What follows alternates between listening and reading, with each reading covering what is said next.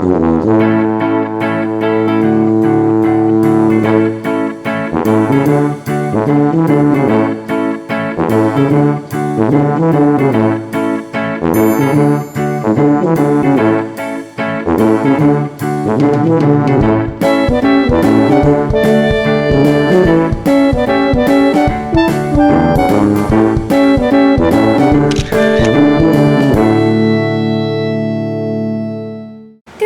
morning, YouTube.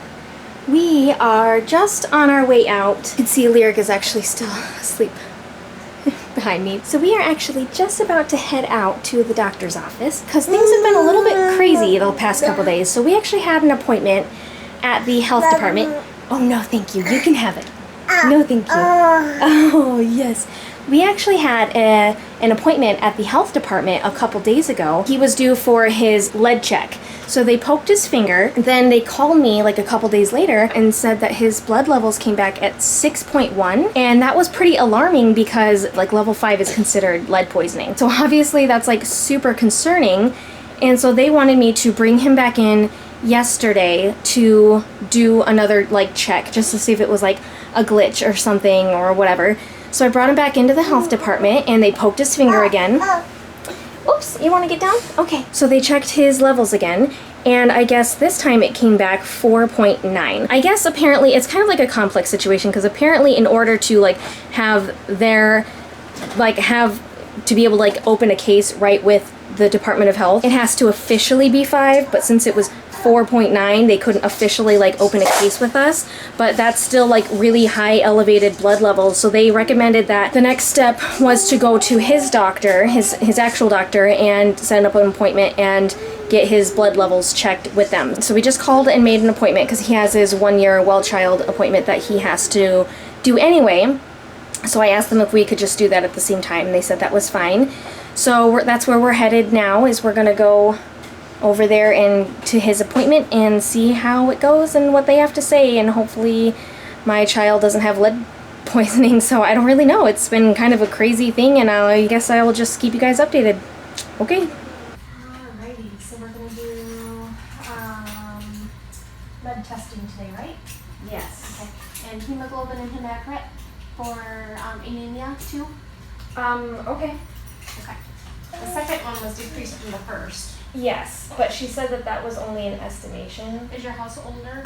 Yes. It's like a very old like house. an old, so might have like that older light paint in it. Okay, so we just got home from his appointment. His well child checkup went really, really well, and he's meeting all of his milestones. He seems really, really healthy as far as that's concerned. His eyes and ears and nose and mouth and everything looked great. So on that side of things, everything looked great. And they did tell me that they were going to send him to the lab that's just right there at their clinic to see if they could do the blood draw there. But she did say that normally they don't carry like really small needles for the intravenous thing. She said that most likely they wouldn't be able to do a heel prick, that it had to be like an IV that they did through his arm, and that they most likely didn't carry the pediatric needles needed for that. So we did walk over to their lab because it was just across the hall there. Sure enough, they took a look at his arms and they're like, yeah, I don't really want to poke him unnecessarily. The two phlebotomists there, and they were looking at him and they're like, yeah, he's got such tiny veins, and they didn't want to like poke him with this giant needle and have to poke him unnecessarily and not be able to get anything, not be able to get the blood that they need. So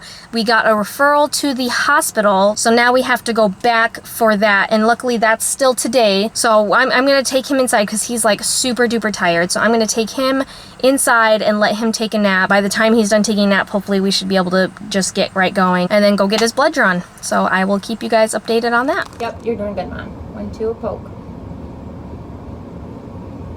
You're such a brave boy. Look at you. Oh, you're so brave. Good job. You're doing a really good job. Look at him. He's so brave. Oh my goodness. You're so brave.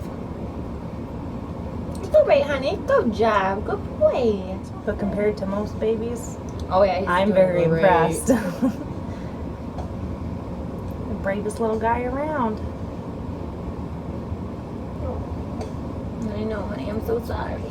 Just taking a quick nurse break in Brother's room while they play video games.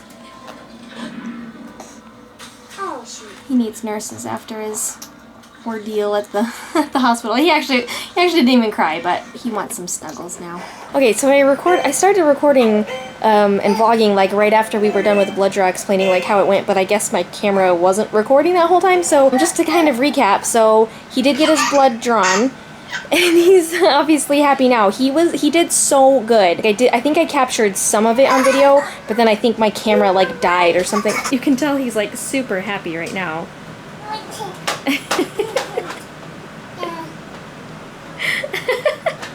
Hi, Zuko. Hi, baby. So you can obviously tell he's like super happy right now. But yeah, just to kind of recap a little bit, so we just got home and he did phenomenal. He did phenomenal. They had to put these like warmer like packs on both of his arms. They wanted to do it on both arms just in case. They started with the right arm. I can't even remember what they called it. 50-something needle. That was like the second to smallest needle that they carried, and they couldn't get anything in his right arm. So then they went down to a 0.25 needle or a 25 needle or something like that, and tried in his left arm, and they got it almost immediately. But they were kind of digging around in his right arm for a little while, trying to get something around. And we were there for probably a good at least 20 minutes, I want to say, and he literally did not cry the entire time. He did so good. And like when they stuck the needle into his left arm the second time, he kind of like made like this face, like this little pouty face, like what are you guys doing? But he just like, that was it. It was only for like a second, and he didn't even cry the whole time. And he kind of like, the only time that he actually cried was like, I was recording on my way out of the hospital, or at least I thought I was, and then apparently I wasn't. But I was recording on my way out of the hospital, and he was totally fine. It was only up until like I tried to put him in his car seat that he started just like wailing, because apparently he didn't want to be put in his car seat. So I had to kind of like sit and hold him in the parking lot for a minute. But I couldn't hold him too long because it was so dang hot outside today. It is 80 degrees, not even including humidity, and it's been raining on and off all day. So with the humidity, it is just like miserable outside today. And so my hair, obviously you could tell like all day, it's just been like, I don't know, it's just freezing out. I'm in the air conditioning now, so it's kind of like calming down a little bit, I think. A little bit. But regardless, so yeah, he didn't cry the entire time. He was just so good. I was just shocked. I was honestly prepared for him to just start like wailing and sobbing, and I was like really scared it was gonna be like super traumatic. It didn't barely even faze him. He was super chill that whole time waiting up to get his blood drawn, and then the entire time he was getting his blood drawn, he just didn't even fight it, didn't even try to like reach, try and fight it or nothing. I was just like shocked. So overall, I feel like the experience was, for what it wasn't too bad. And they said that they would send out the results. I guess we'll hear back from them hopefully soon. I don't know if they'll call me or if they'll like mail me something, but regardless, hopefully we'll hear back from them soon, because I do feel like this is kind of like an urgent thing. Like, does my kid have lead poisoning, and where is it coming from? But yeah, so that's all I really have to update on for now. And I guess I will keep you guys updated on how it goes and if my kid has lead poisoning or not.